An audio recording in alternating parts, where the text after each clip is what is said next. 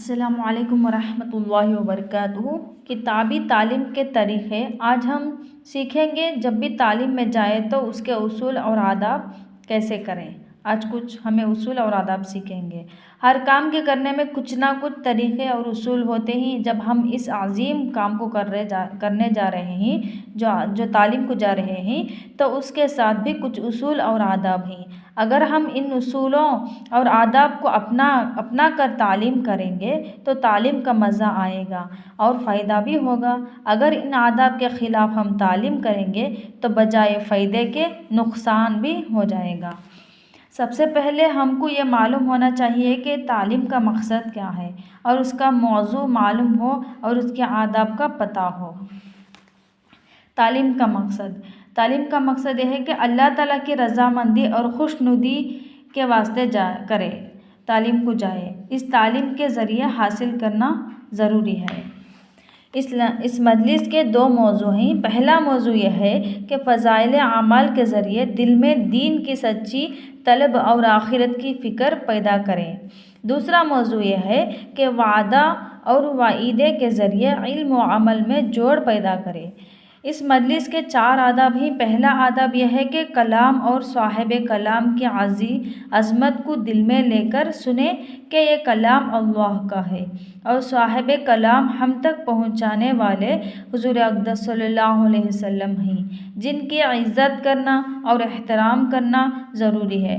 और ये बिल्कुल ना देखेंगे कि पढ़ने वाले कौन हैं और हमें बिल्कुल ना देखेंगे पढ़ने वाले कौन हैं। दूसरा आदब यह है कि तवज्जो और ध्यान के साथ हर बात को सुने।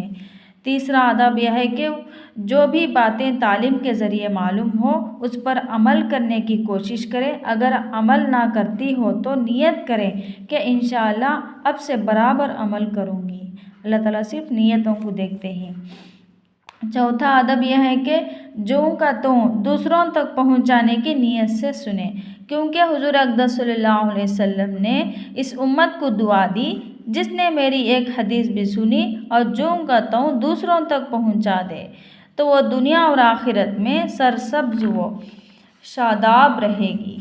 तो हम इस दुआ में शामिल होने के लिए इस अमल को ज़रिया बना सकते हैं।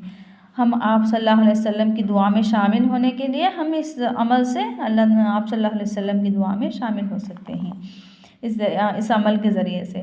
अगर हम इन आदाब के लिहाज से रखकर तालीम में बैठेंगे तो हमको पूरा अजर व सवाब मिलेगा।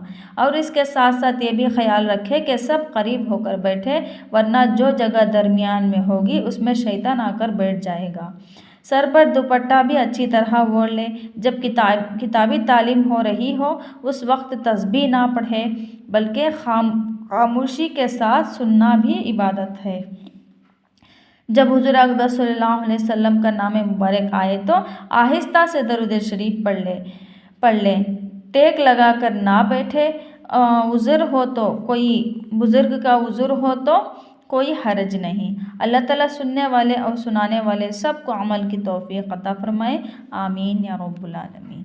यह है तालीम के उसूल और आदाब। इसे अमल करके हमें तालीम में जाने की कोशिश करें इंशाअल्लाह।